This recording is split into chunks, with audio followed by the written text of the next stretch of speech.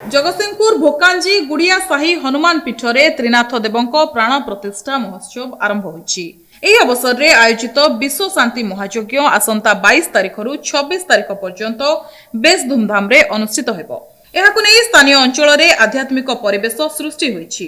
ଏହି ମହୋତ୍ସବ ଅବସରରେ ଗ୍ରାମର ଶତାଧିକ ମହିଳା ଓ ପୁରୁଷ એકତ୍ରିତ ହୋଇ ଏକ ଭବ୍ୟ କଳସ ଯାତ୍ରା କରିଛନ୍ତି।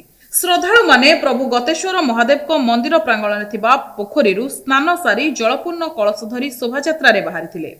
ଏହାପରେ ଭୋକାଞ୍ଜି ହନୁମାନ ପୀଠରେ ତ୍ରିନାଥ ଦେବଙ୍କ ପ୍ରାଣ ପ୍ରତିଷ୍ଠା ପାଇଁ 108 ଘଟ ସ୍ଥାପନ କରାଯାଇଛି। ଗ୍ରାମର ମଙ୍ଗଳ ଓ ବିଶ୍ୱ ଶାନ୍ତି କାମନା କରି ଏହି ମହାଯଜ୍ଞର ଆୟୋଜନ କରାଯାଉଛି। ଏହି ଧାର୍ମିକ କାର୍ଯ୍ୟକ୍ରମରେ ଗ୍ରାମର ଶତାଧିକ ଶ୍ରଦ୍ଧାଳୁ ଯୋଗଦେଇ ପ୍ରଭୁଙ୍କ ଆଶୀର୍ବାଦ ଭିକ୍ଷା କରିଛନ୍ତି। ଆମର ଏଠି ବିଭିନ୍ନ ବର୍ଷ ଧରି ହନୁମାନଙ୍କର ଜୟନ୍ତୀ ଉପଲକ୍ଷେ ବିଶ୍ୱ ଶାନ୍ତି ମହାଯଜ୍ଞ କରାଯାଉଛି। ଆଉ ଏ ବର୍ଷ ନୂତନ ମନ୍ଦିର ପ୍ରତିଷ୍ଠା ସହିତ ଆମର ତ୍ରିନାଥଙ୍କର ନୂଆ ବିଗ୍ରହ ଆସିଛନ୍ତି। ସେ ପୂଜା ପାଇବେ।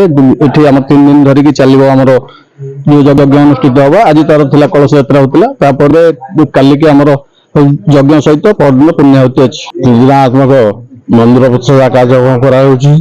ଆଜି ସକାଳୁ ସଜ୍ଜୀକରଣ ହେଇ ଅଙ୍ଗୁରାର୍ପଣ ହେଇଛନ୍ତି। ଅଙ୍ଗୁରାର୍ପଣ ପରେ କଳସ ଯାତ୍ରା କାର୍ଯ୍ୟକ୍ରମ କରାଯାଇଛି। ବର୍ତ୍ତମାନ ପ୍ରଭୁଙ୍କର ଧ୍ୟାନାଭିଷେକ ହେବେ।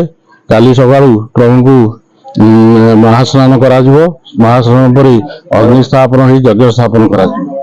ପରଦିନ ମହାପ୍ରଭୁଙ୍କର ପୂର୍ଣ୍ଣାହୁତି କାର୍ଯ୍ୟକ୍ରମ ହୁଏ। ପୂର୍ଣ୍ଣାହୁତି ପରେ ଚରୁ ବଣ୍ଟନ କରାଯିବ।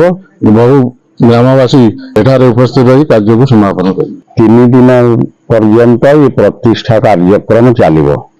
ତ୍ରିନାଥଙ୍କର ଆଜି ଅଙ୍କୁରାରୋପଣ ଏବଂ ଧାନ୍ୟାଭିଷେକ କଳସ ଯାତ୍ରା କାର୍ଯ୍ୟକ୍ରମ କରାଗଲା। କାଲି ବିଗ୍ରହ ମାନଙ୍କର ମହାସ୍ନାନ ହେବ, ପ୍ରାଣ ପ୍ରତିଷ୍ଠା। ଜଗତସିଂହପୁରରୁ ପ୍ରଶାନ୍ତ ମଲ୍ଲିକ ରିପୋର୍ଟ, NTV।